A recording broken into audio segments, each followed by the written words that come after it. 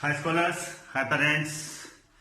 Our topic pronoun is going on. Now we will see two other types of that particular pronoun. First is relative pronoun and second is interrogative pronoun.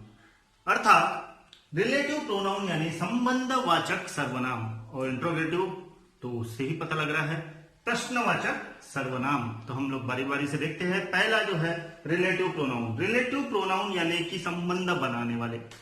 संबंध बनाने वाले in the sense कैसे, पहले उसका definition देख लेते हैं तो हमें आसानी से समझ में आएगा।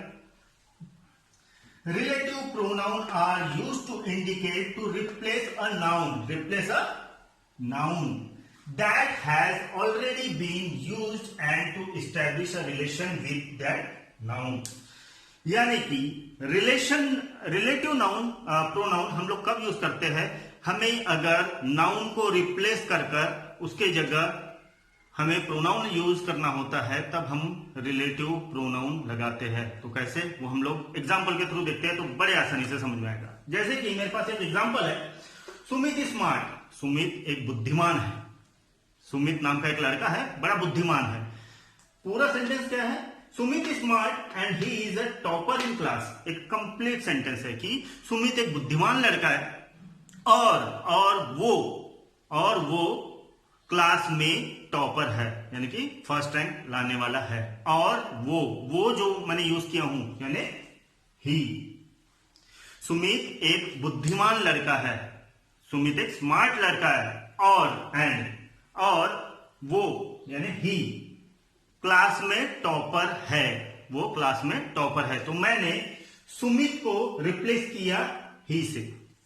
तो ये होता है रिलेटिव प्रोनाउन। बड़ा ही सिंपल है, कुछ लॉजिक लगाने की जरूरत नहीं है। एक कंप्लीट सेंटेंस रहेगा जिसमें एक बार नाउन लगा रहेगा और दूसरे बार प्रोनाउन लगा रहेगा, लेकिन वो जो प्रोनाउन लगा रहेगा वो उसी नाउन के लिए लगा रहेगा। जैसे कि यहां मैंने ही, अब ही किसके लिए लगाया, यहां मैंने सुमित के लिए, है ना।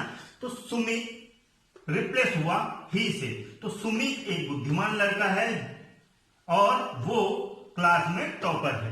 वो तो मैंने सुमित को हटाकर ही लगाया, ही यानी वो को रिप्लेस किया सुमित से, ठीक है, यानी सुमित को रिप्लेस किया वो से। The noun to which is related is called a antecedent.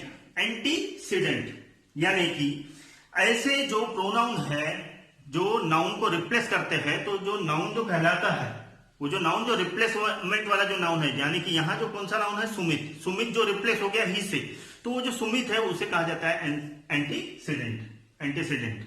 तो बड़ा ही सिंपल टॉपिक है, तो कोई हौच-पौच वाला नहीं है, ना ही कोई ज्यादा लॉजिक लगाने वाला है। एक ही सेंटेंस में एक बार नाउन एक बार प्रोनाउन, बस इतना याद रखिए। दूसरे पे आते हैं हम लोग प्रश्नवाचक सर्वनाम। प्रश्नवाचक से ही समझ में आ रहा है कि हम लोग क्वेश्चन पूछ रहे हैं। जहां हमें क्वेश्चन मार्क दिख रहा है और उसमें कहीं हमें प्रोनाउन दिख रहा है तो it is called interrogative pronoun. जैसे कि हम लोग एक बार इसका डेफिनेशन देख लेंगे। It appears generally similar to the relative pronoun, यानी कि रिलेटिव प्रोनाउन से लगभग मिलता जुलता है। वो कैसे, एग्जाम्पल के थ्रू देखेंगे। But their role is the sentence is completely different. These are used to ask question। यानी कि प्रश्नवाचक सर्वनाम बिल्कुल मिलता जुलता है रिलेटिव प्रोनाउन के, लेकिन सेंटेंस में उसका प्रयोग अलग है। ऑब्वियसली अलग है क्योंकि हम लोग उसमें प्रश्न पूछ रहे हैं। फर्क क्या है, ये फुल स्टॉप का और ये क्वेश्चन मार्क का, ये फर्क है। यहां हम लोग एक वाक्य लिख रहे हैं और यहां हम लोग एक प्रश्न लिख रहे हैं, तो ये फर्क होता है। इसके अलावा दोनों भी चीजें सेम होती है। अब वो कैसा, एग्जाम्पल में देखेंगे। Who are you? कौन हो तुम, कौन हो तुम।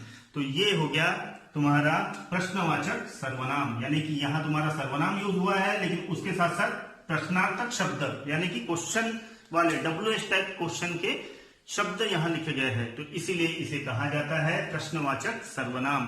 क्वेश्चन मार्क लिखा है, उसमें कहीं सर्वनाम यूज हुआ है, तो इट इज कॉल्ड अ प्रश्नवाचक, it is called a interrogative pronoun. ठीक है, तो दोनों भी टॉपिक बड़े सिंपल है, इसलिए जल्दी जल्दी फास्ट ले लिया, क्योंकि इसमें कहीं दिमाग लगाने वाली जरूरत नहीं है उतनी जितनी बाकी सारे चीजों को है।